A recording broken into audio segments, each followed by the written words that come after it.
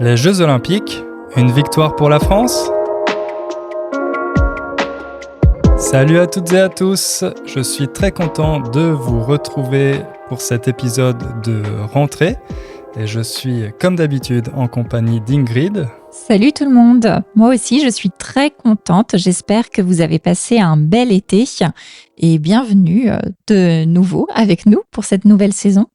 Alors, je sais pas si c'est une nouvelle saison, Ouais. on va voir, on n'a jamais fait de saison dans le podcast, mais bon, pourquoi pas, Cette rentrée. Je sais même pas quelle saison c'est, si on devait compter, mais bon, je vous laisse faire le compte si vous avez envie. Alors aujourd'hui, on va encore parler des Jeux Olympiques, parce que au moment où l'épisode sera diffusé, le 11 septembre, ce sera officiellement la fin des Jeux paralympiques, et donc des Jeux aussi olympiques. Donc on s'est dit que c'était le bon moment pour faire le bilan de ces Jeux Olympiques. Et on s'est dit que pour faire le bilan, ce serait bien de parler de l'héritage olympique. Alors, héritage olympique, c'est pas nous qui inventons ce mot, c'est un terme qui est utilisé en général dans la communication des JO. JO, on peut utiliser cette abréviation pour Jeux olympiques. Et donc, ça désigne en général tous les bienfaits des JO sur le long terme pour la population et le pays organisateur. Donc les bienfaits, un bienfait c'est quelque chose qui est bénéfique, qui est positif pour nous. Par exemple, on peut dire qu'un aliment a des bienfaits pour la santé. Et là, on va se demander si les Jeux Olympiques ont eu des bienfaits pour la France. Alors, ces bienfaits, ils sont de différentes natures. Il y a par exemple les bienfaits économiques, on dit plutôt les retombées économiques, autrement dit ce que cet événement a rapporté à la France en termes d'argent, tout simplement, mais aussi plein d'autres choses, notamment en ce qui concerne le rayonnement. Tu vas expliquer ce que c'est, Ingrid, le rayonnement ? Le rayonnement, c'est l'image d'un pays à l'étranger. Donc, on parle souvent de rayonnement culturel, par exemple. C'est l'image tout simplement comme le soleil qui a des rayons qui permettent d'éclairer jusqu'à très loin. Eh bien, un pays peut avoir un rayonnement grâce à différentes choses comme le cinéma, sa littérature, voilà. Et donc, éventuellement, le sport et les événements internationaux, ça peut permettre de rayonner à l'étranger. Très bien, donc je te propose d'entrer tout de suite dans le vif du sujet parce qu'on a un programme assez chargé.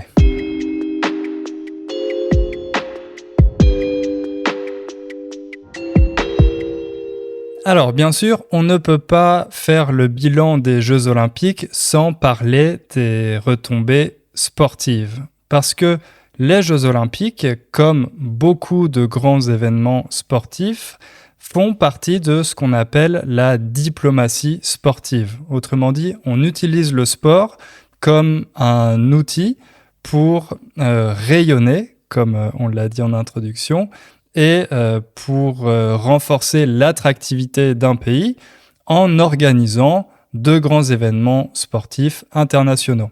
En fait, c'est un moyen de garder un contact pour les pays, notamment les pays qui ont parfois des relations diplomatiques un peu difficiles. Eh bien, le sport, ça permet de fédérer et de réunir tous les pays dans un événement qui est plutôt joyeux et positif, enfin, en général. Et à travers les Jeux Olympiques, la France a pu montrer justement sa capacité à fédérer, c'est-à-dire à faire en sorte que la population se réunisse et soit heureuse ensemble.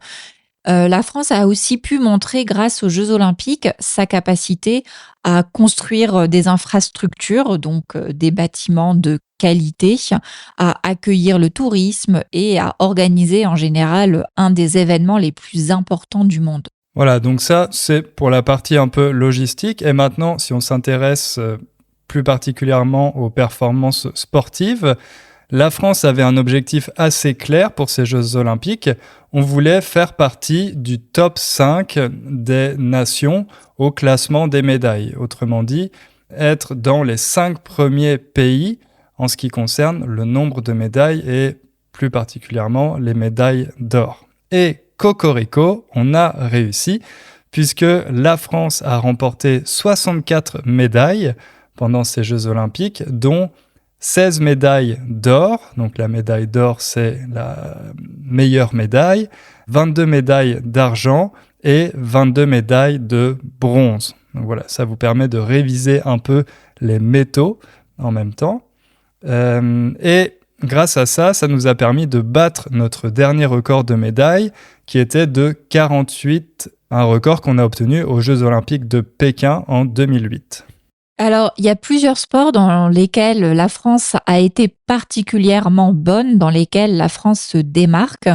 Il y a par exemple les sports de combat, et en particulier le judo et l'escrime. La France a eu 22 médailles au total en sport de combat. Le seul pays qui fait mieux, c'est le Japon. Et bon, c'est un peu normal puisque c'est quand même les inventeurs de ces sports. Mais la France, les suit, donc on peut être vraiment fier. Et en France, on a une superstar. C'est un athlète que vous connaissez peut-être, même sûrement. Il s'appelle Teddy Riner et c'est un judoka qui est vraiment champion dans sa catégorie. C'est le sportif préféré des Français depuis plusieurs années et à chaque compétition, il continue à impressionner. Cette fois-ci, il est même devenu triple champion olympique. Ouais, il a remporté 3 médailles d'or. D'ailleurs, il me semble que tu as une anecdote, non, à propos de Teddy Riner ? Oui, parce que donc dans ma famille, on a tous fait du judo et même des sports de combat en général. Mon grand-père faisait du taekwondo, ma mère du judo et donc mes sœurs et moi, on a aussi fait du judo. Alors, je dois avouer que moi, j'étais assez nulle. J'ai fait ça surtout pour copier ma sœur. Mais par contre, ma grande sœur, elle est plutôt forte, elle est ceinture noire et elle a fait des stages quand elle était ado avec Teddy Riner. Et voilà, donc c'est assez sympa parce qu'elle continue à être une grande supportrice et elle était aux épreuves là pendant les Jeux Olympiques. Elle était complètement folle, on recevait des messages d'elle hyper enthousiaste et c'est vrai qu'elle dit tout le temps que déjà quand ils étaient jeunes, c'était impressionnant à quel point il était fort et ça lui arrivait parfois de combattre avec lui pour faire les démonstrations, même s'ils étaient évidemment pas dans les mêmes catégories et que ça reste un très bon souvenir pour elle. Il faisait attention quand même à pas lui faire mal, mais c'est clair que c'était vraiment un monstre, quoi. Ouais, parce qu'il fait plus de 100 kilos, il me semble. Je crois qu'il est champion dans la catégorie plus de 100 kilos. Donc, même pour une démonstration, moi, je pense pas que je me mettrais face à Teddy Riner. Donc, ta sœur est vraiment courageuse. Et c'est intéressant parce que quand on pense au sport en France, je pense pas que les sports de combat sont ceux qui viennent naturellement à l'esprit ou spontanément. Quand on se demande dans quel sport la France est forte, on pense plutôt aux sports qui sont très médiatisés, comme le foot. Mais c'est vrai que là, aux Jeux Olympiques, on a brillé dans les sports de combat. On a été plutôt bon en cyclisme aussi. On est arrivé 2e derrière la Grande-Bretagne. Et dans ce sport, notre grande star, c'est une femme qui s'appelle Pauline Ferrand-Prévot. Et moi, pendant ces Jeux Olympiques, j'ai principalement regardé le basket. J'avais beaucoup d'espoir pour l'équipe de France parce qu'on a aussi une superstar, un jeune qui s'appelle Victor Wembanyama, qui est devenu une star en NBA cette année. C'était sa première année en NBA. Et là, lui, il est originaire aussi de région parisienne. Donc, il avait dit qu'il voulait absolument remporter la médaille d'or avec l'équipe de France. Et on s'est retrouvé en finale contre l'équipe des États-Unis, qui était vraiment une équipe exceptionnelle, aussi bien chez les hommes que chez les femmes. Et les 2 matchs ont été très serrés. Quand on dit qu'un match est serré, ça veut dire qu'il n'y a pas beaucoup de différence entre les 2 équipes. Et jusqu'à la fin, on ne sait pas vraiment qui va gagner. Donc là, il y avait beaucoup de suspense. Moi, j'étais vraiment accroché à mon canapé en regardant la finale. Et malheureusement, ce sont les États-Unis qui ont gagné. Chez les hommes comme chez les femmes. Chez les femmes, elles ont gagné avec seulement 1 point de différence. Donc c'était extrêmement serré. Mais voilà, c'était dans les 2 matchs, c'était de très beaux matchs. Et comment ne pas parler de la vraie superstar de ces JO? Alors moi, je dois te dire que j'ai pas du tout suivi les épreuves, mais par contre, il y a une personne à côté de qui je ne pouvais pas passer. C'était partout sur les réseaux sociaux, dans les journaux, etc. C'était le nageur Léon Marchand. C'est l'athlète qui a remporté le plus de médailles de tous ces Jeux olympiques. Et en France, Le plus de médailles d'or. d'or. Ouais, il a remporté Euh, 4 médailles d'or. Je sais oui. pas, peut-être que c'est aussi le plus de médailles, Non, je mais crois que c'est le plus de médailles tout au court. total. Ok. À vérifier. On vous laissera vérifier ça. Il a remporté 4 médailles d'or et je crois que en nombre de médailles totales, Il en a encore plus parce il y avait aussi les épreuves de nage par équipe. Et je crois qu'il a eu d'autres médailles en nage par équipe. Mais effectivement, Léon Marchand, un jeune nageur qui a battu plein de records du monde, qui a remporté un grand nombre de médailles. Et c'est lui qui a été choisi lors de la cérémonie de clôture des Jeux Olympiques, la cérémonie de fin des Jeux Olympiques. Il a été choisi pour récupérer la flamme olympique et éteindre la vasque. Donc voilà, c'était tout un symbole. Mais je pense qu'on n'aurait pas pu choisir un autre athlète que lui pour clôturer ces Jeux Olympiques. et donc ce record de médailles et ces bonnes performances des Français pendant les Jeux, ça a eu une répercussion qui est assez importante pour la population française. C'est que les Français, ça les a motivés à faire du sport à leur tour. Selon une enquête, un sondage, 25% des Français ont déclaré qu'ils feront plus de sport grâce aux Jeux olympiques. Et tout au long des Jeux, il y a eu en général une augmentation des nouveaux licenciés dans les clubs. Alors, qu'est-ce que c'est un licencié? Tu peux expliquer? Ouais, en France, souvent on fait du sport en club ou en association et pour s'inscrire, on doit obtenir ce qu'on appelle une licence. Donc quand on est licencié dans un club, ça veut dire qu'on est membre d'un club de basket, un club de foot et qu'on participe aux entraînements et qu'on fait partie de l'équipe. Donc voilà, on parle en général, quand on parle de la pratique sportive en France, on compte le nombre de licenciés, les personnes qui ont une licence dans un club sportif. Et c'est ça qui permet de repérer les futurs athlètes des Jeux olympiques. Chaque athlète fait partie de la fédération de son sport, athlétisme, football, etc., etc. Et alors, il y a un exemple qui est vraiment parlant, c'est que le club de natation, là où Léon Marchand a commencé, donc le club de Léon Marchand a enregistré un bond de 20 à 30% des inscriptions par rapport à l'an dernier. Ouais, donc un bond, ça veut dire une forte augmentation. Ça vient du verbe bondir, qui veut dire sauter. Donc un bond de 20 à 30%. Ça, c'est vraiment l'effet Léon Marchand dans son club, mais je pense que même en général, si on regarde la pratique de la natation en France, il va y avoir beaucoup de nouveaux nageurs là à la rentrée.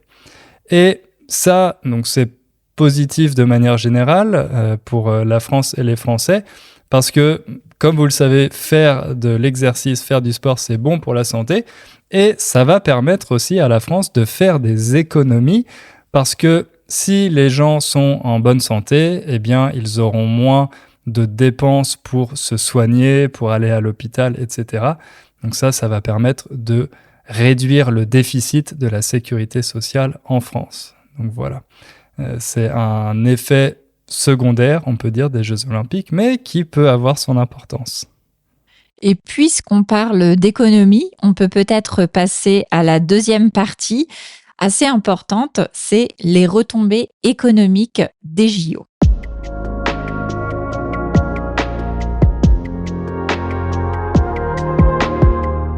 Alors, vous vous en doutez, organiser un événement comme les Jeux Olympiques, ça coûte cher, même très cher.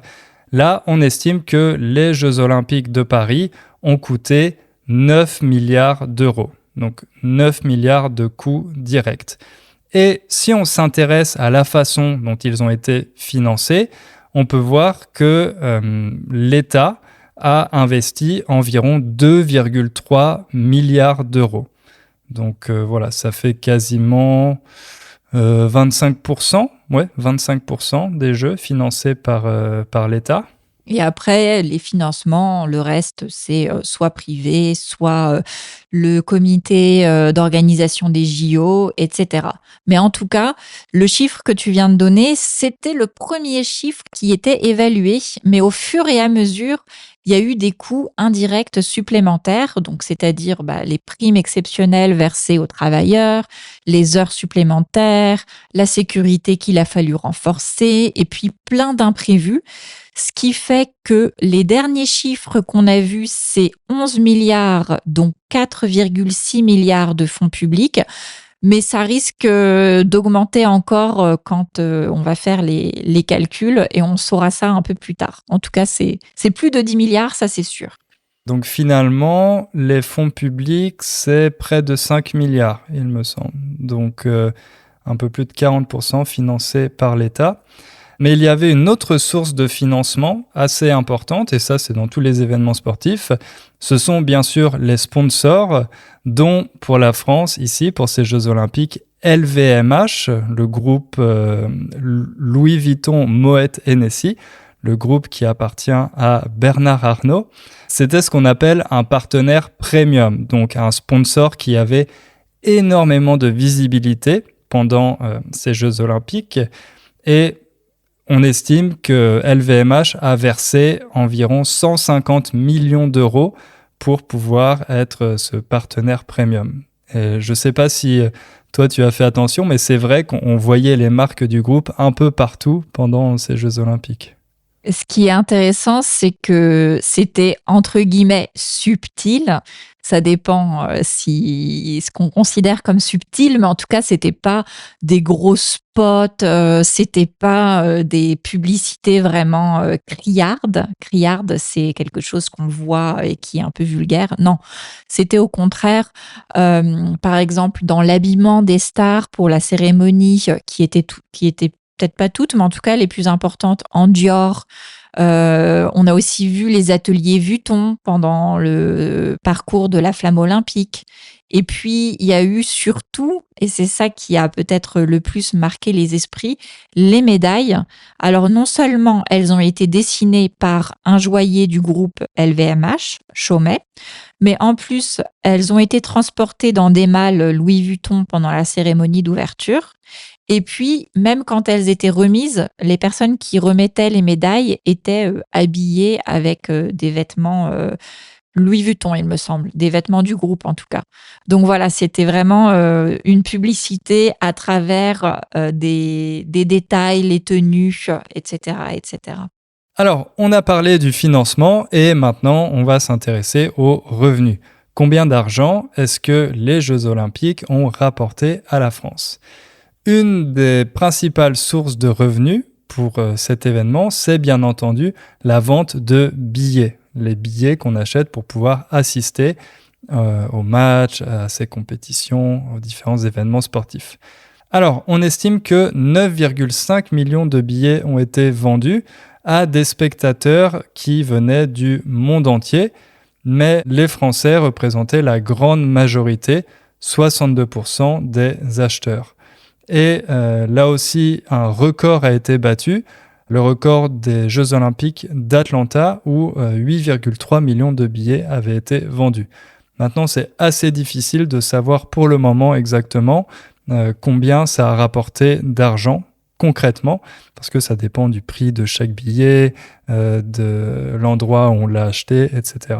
Mais en tout cas, ça va sûrement être beaucoup, c'est un bon résultat. Et de la même manière, on a plutôt un bon résultat en ce qui concerne le taux d'occupation des hôtels parisiens. Il a atteint 84% pendant les 2 semaines qu'ont duré les Jeux Olympiques. Donc, c'est 10 points de plus que si on compare avec l'an passé. Et en général, les hôtels ont pu augmenter leur prix par rapport à d'habitude.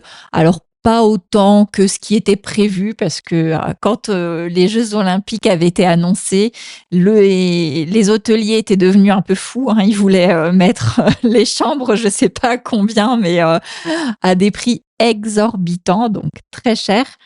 Mais ils ont quand même pu augmenter de 118% les prix par rapport à d'habitude. Donc le résultat devrait être pas mal au final. Alors c'est vrai que pour les hôtels, le bilan a été plutôt positif.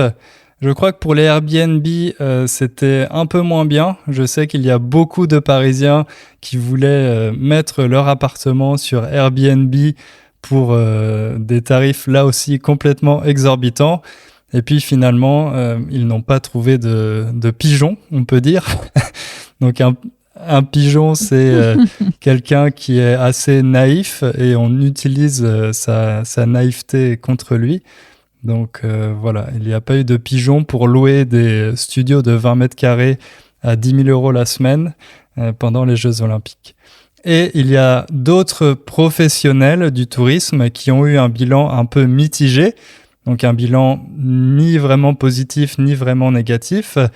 Ce sont par exemple les restaurateurs. Alors c'est vrai qu'ils ont eu moins de couverts. Donc un couvert pour un restaurant, quand on parle de couverts, en général les couverts ce sont les fourchettes, couteaux, l'assiette, etc. Tout ce qu'on utilise pour manger. Et les restaurateurs parlent en nombre de couverts, autrement dit le nombre de clients qu'ils servent chaque jour. Donc il y a eu moins de fréquentation, moins de couverts dans les restaurants, notamment à cause de ce que certains professionnels appellent le tourisme sac à dos. Donc là, pendant les JO, c'était les gens qui venaient juste pour voir les événements et qui se préparaient des sandwichs le matin, mais qui n'allaient pas déjeuner ou dîner dans les restaurants. Et les mêmes personnes aussi ont fait que la fréquentation de tous les autres endroits touristiques a aussi beaucoup baissé, puisque c'est vrai que Paris, c'est une ville touristique en général avec beaucoup d'attractions. Et là, finalement, par exemple, les musées ont eu une baisse de fréquentation de 20 à 30%. Donc voilà, finalement, on ne sait pas trop si le bilan va être positif ou pas parce que déjà en juin et juillet, il y avait eu une baisse de fréquentation importante des restaurants et en général tout ce qui est touristique à Paris. Et même pendant la période des JO, à part les hôtels, le reste a plutôt moins bien fonctionné que d'habitude. Ouais, mais les membres du gouvernement essayent de voir le verre à moitié plein plutôt qu'à moitié vide, notamment Olivia Grégoire, qui est la ministre chargée des entreprises, du tourisme et de la consommation. Elle dit qu'il faut compter sur les retombées à moyen terme. Autrement dit, il ne faut pas regarder le bilan là tout de suite maintenant, mais selon elle, d'ici 15 ans, on devrait rentrer dans nos frais. Alors, rentrer dans ses frais, c'est une expression. Est-ce que tu veux l'expliquer, Ingrid ? Les frais, c'est les dépenses. Et donc, rentrer dans ces frais, c'est-à-dire avoir des revenus sur le long terme ou le moyen terme qui permettent de compenser les dépenses effectuées à un instant T. C'est ça, on arrive à l'équilibre, on peut rentrer dans nos frais.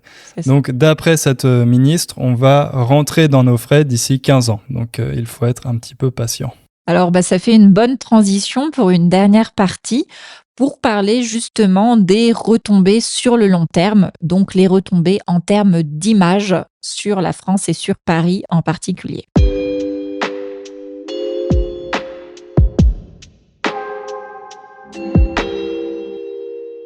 Alors, on a parlé des retombées sportives, des retombées économiques, mais les Jeux Olympiques, c'est aussi une énorme opération de communication pour renforcer l'image du pays organisateur. Et ces JO, pour la France, ils avaient une importance symbolique parce que, comme on vous l'avait dit dans le premier épisode qu'on avait consacré à ce sujet, ils ont eu lieu exactement un siècle après les précédents Jeux Olympiques qui avaient été organisés à Paris. Donc, si vous suivez, ces Jeux olympiques étaient en 1924. C'est pour ça que pour la maire de Paris, Anne Hidalgo, ces Jeux olympiques, c'était un moment crucial, un moment qu'on préparait depuis longtemps. Mais d'un autre côté, on entendait aussi quelques critiques dont on vous avait parlé aussi dans cet épisode.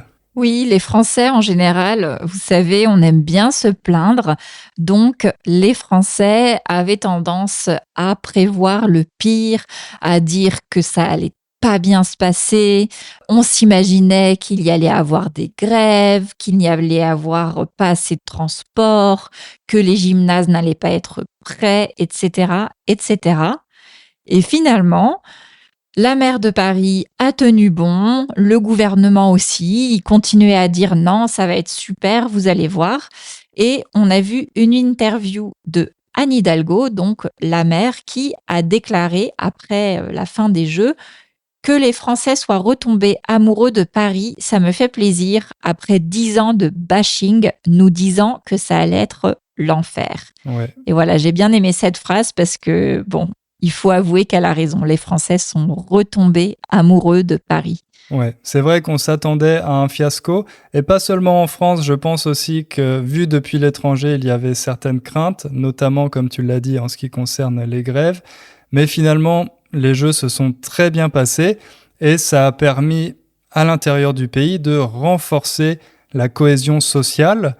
Dans une période qui était, on peut dire, un peu morose, il y avait eu ces élections législatives dont on vous avait parlé, les élections européennes avant, donc voilà, le contexte était un peu tendu et les Jeux olympiques ont permis de faire une trêve, autrement dit de faire une sorte de pause, ce qu'on a appelé la trêve olympique, et de mettre du baume au cœur à tous les Français. Quand on dit que quelque chose nous met du baume au cœur, ça veut dire que ça nous fait très plaisir.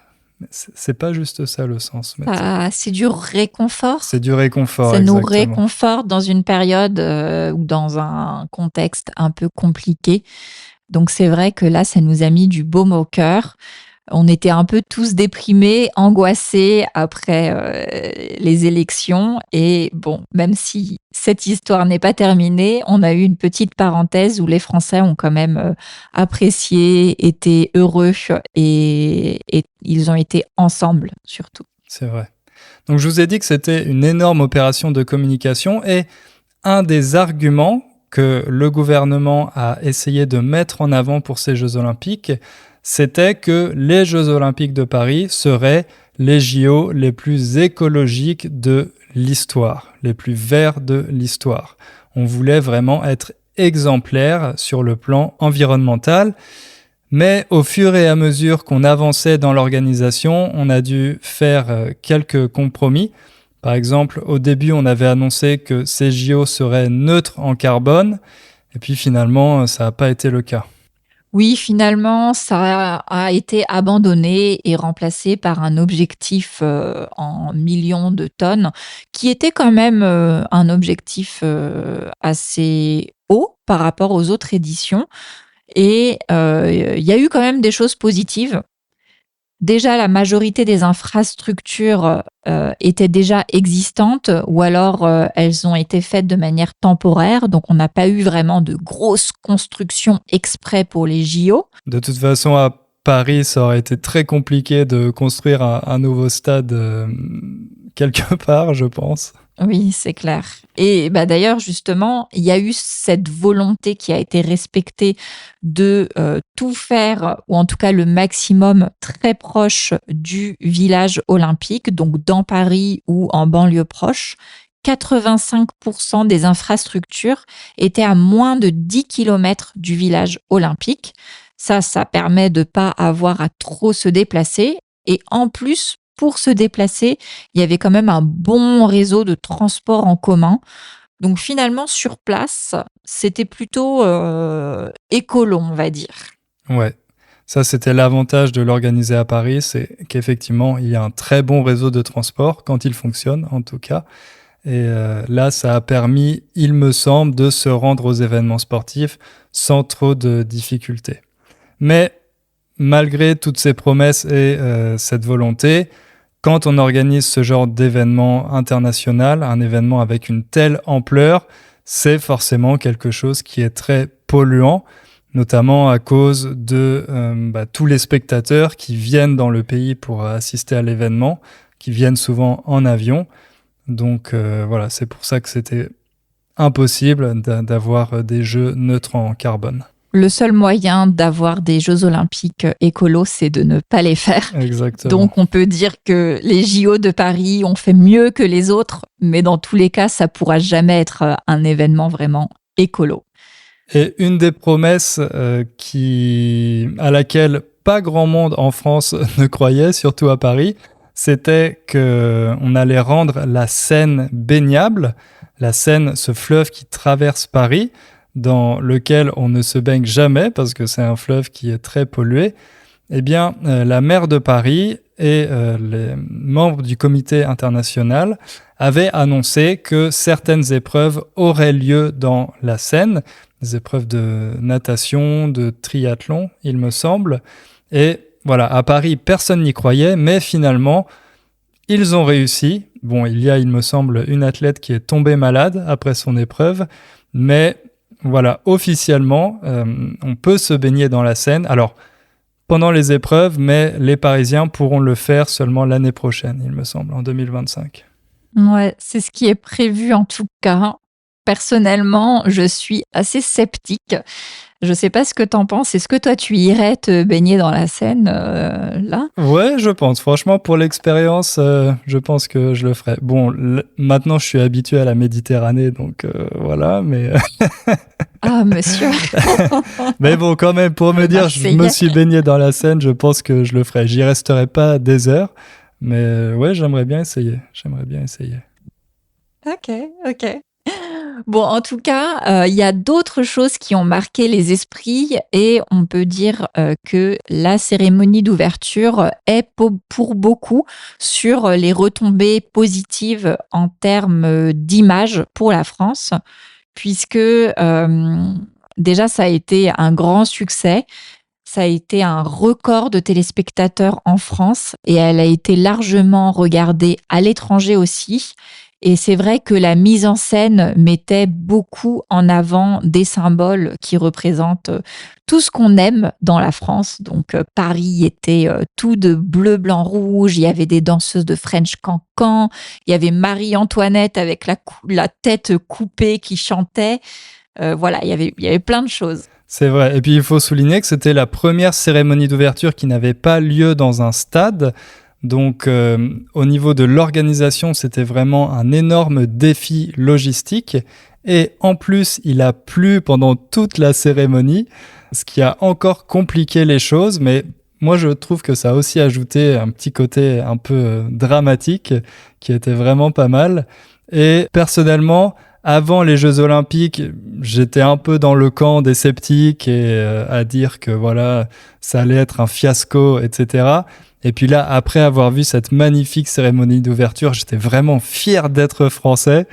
Donc voilà, on peut dire que le défi a été réussi. Ouais, moi aussi pareil. Alors j'ai pas beaucoup suivi les épreuves sportives, même pas du tout. Mais il y a un moment que j'ai regardé en boucle, c'était la prestation de Aya Nakamura pendant la cérémonie d'ouverture. Et je pense que c'était un symbole magnifique pour représenter la France, puisque Aya Nakamura, c'est cette chanteuse moderne d'origine malienne qui est très critiquée par un peu la vieille école française. Et là, elle a fait un pied de nez aux critiques. Donc, faire un pied de nez, c'est faire un... Comment on pourrait dire? Faire un pied de nez, c'est... on peut dire peut-être répondre avec beaucoup de style à ces critiques, non? Quelque chose comme ça. Ouais, c'est vrai. Et elle a fait ça en sortant de l'Académie française, dont Hugo vous a parlé déjà dans une vidéo, je crois, vous savez bien ce que c'est. une institution vieille qui critique beaucoup les nouveautés dans la langue française, et elle est sortie de là en dansant avec la garde républicaine. Donc c'était vraiment très très cool. Et en plus, elle a chanté voilà, sur du Charles Aznavour. C'était un super moment, j'ai trouvé. Et symboliquement, je pense que ça fait rayonner la France parce que tout le monde a adoré. C'est vrai, effectivement. C'était pas une image de la France poussiéreuse, l'image de seulement voilà la France des années 60, même si la cérémonie a été conclue par Céline Dion qui chantait du Édith Piaf, mais bon, c'était une très belle prestation. Mais voilà, pendant toute la cérémonie, il y avait à la fois des clins d'œil historiques et puis plein de références plus modernes, des valeurs aussi de tolérance, beaucoup, notamment pour la communauté LGBTQ+. Donc, vous nous connaissez, évidemment, c'est une cérémonie qui nous a beaucoup plu. J'ai envie de dire que ça a fait l'unanimité parmi les Français. Bon, c'est pas le cas, il y en a à qui ça n'a pas plu, qui ont été choqués par certaines scènes, mais globalement, le sentiment était quand même assez positif. Et à l'étranger aussi, les médias qui en ont parlé ont trouvé que c'était une cérémonie d'ouverture qui était totalement différente de ce qu'on avait vu jusque-là. Donc finalement, Paris garde son image de capitale mondiale du tourisme. C'est vrai que, bon, on peut dire que Paris n'avait pas vraiment besoin de publicité pour attirer des touristes. Donc, on ne sait pas forcément si ça va faire augmenter le taux de fréquentation. C'était arrivé pour Barcelone, il me semble, et pour Salt Lake City. Donc, en général, les JO, c'est pas non plus le truc pour faire grimper le tourisme. Mais pour Paris, en tout cas, ça confirme que c'est une ville très attractive, et je pense que les gens vont continuer de vouloir y aller, de trouver que c'est une ville vraiment très, très, très intéressante. Alors pour conclure, vous avez entendu que pour une fois, on était très positif dans cet épisode. On n'avait pas grand-chose à critiquer. Même si on n'est pas des grands fans de sport, nous aussi, on a beaucoup apprécié ces jeux.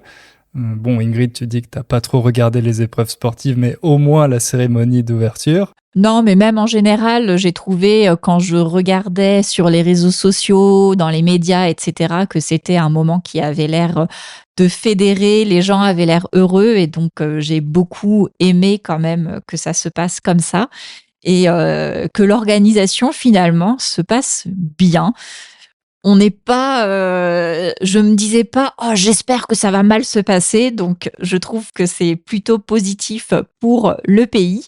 Et d'ailleurs, en parlant de l'organisation, on a quelqu'un qui voudrait partager comment ça s'est passé. Hugo, je crois qu'on a reçu un témoignage. Ouais, on a reçu un témoignage d'un auditeur du podcast brésilien qui s'appelle Elias et qui a pu être volontaire à ces Jeux Olympiques de Paris. Il nous a envoyé son témoignage, donc on vous propose de l'écouter pour conclure cet épisode.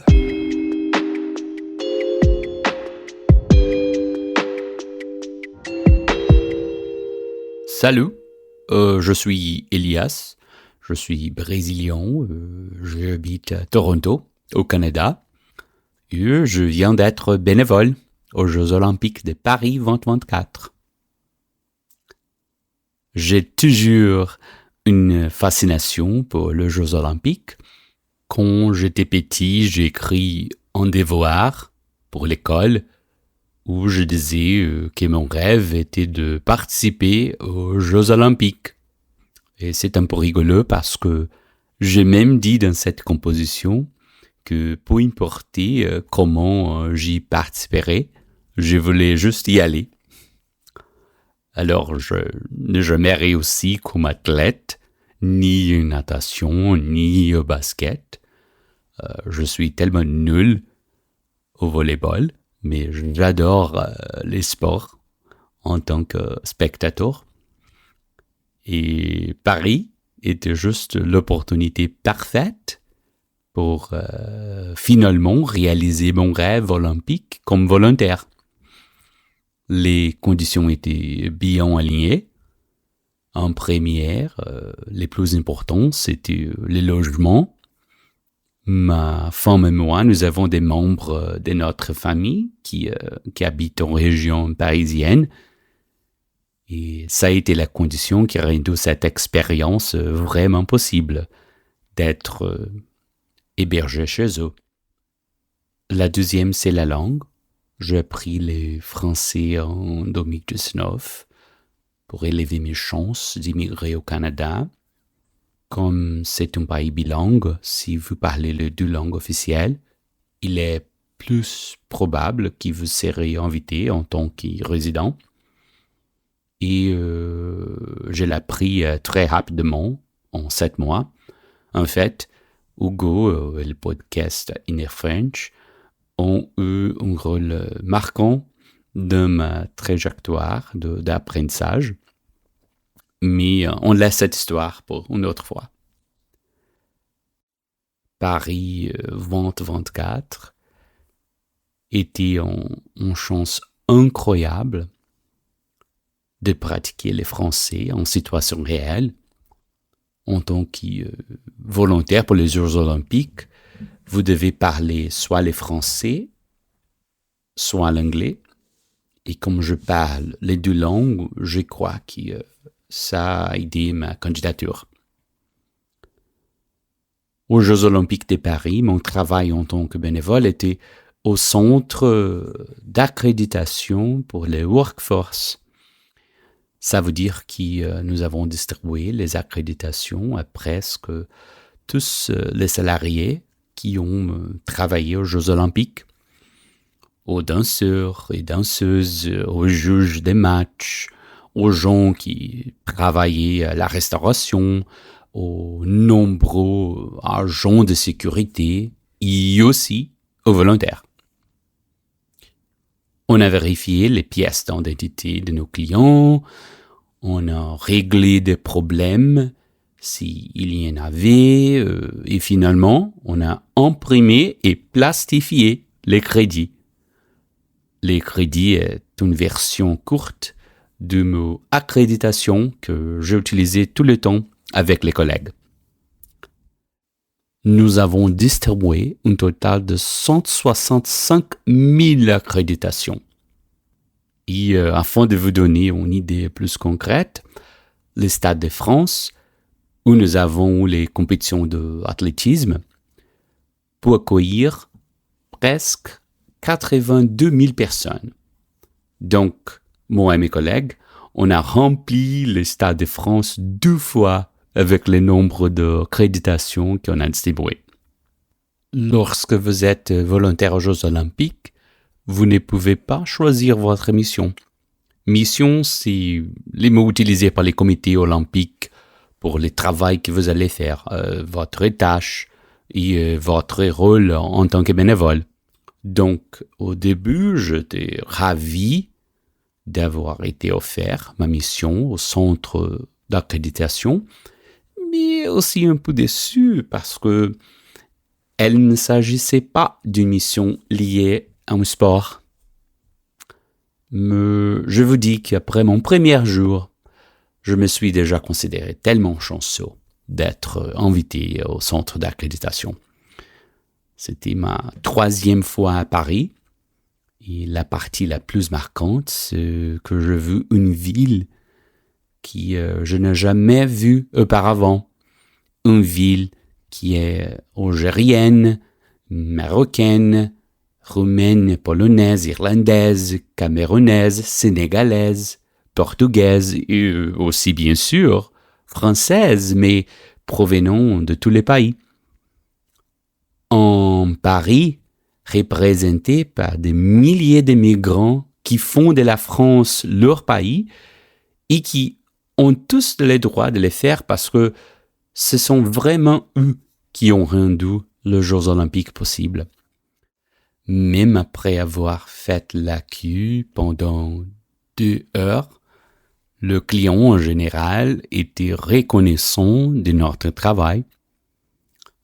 Je suis fier de mes collègues bénévoles au centre d'accréditation. Je suis fier aussi de le service que nous avons fourni. C'était un vrai privilège d'être là en tant que volontaire, de réaliser mon rêve, mais aussi de servir ces paris de travailleurs et travailleuses. Voilà, c'est tout pour ce bilan des Jeux Olympiques. Merci à toutes et à tous de nous avoir écoutés et on se dit rendez-vous dans 2 semaines. Et merci Elias pour le témoignage. À bientôt tout le monde.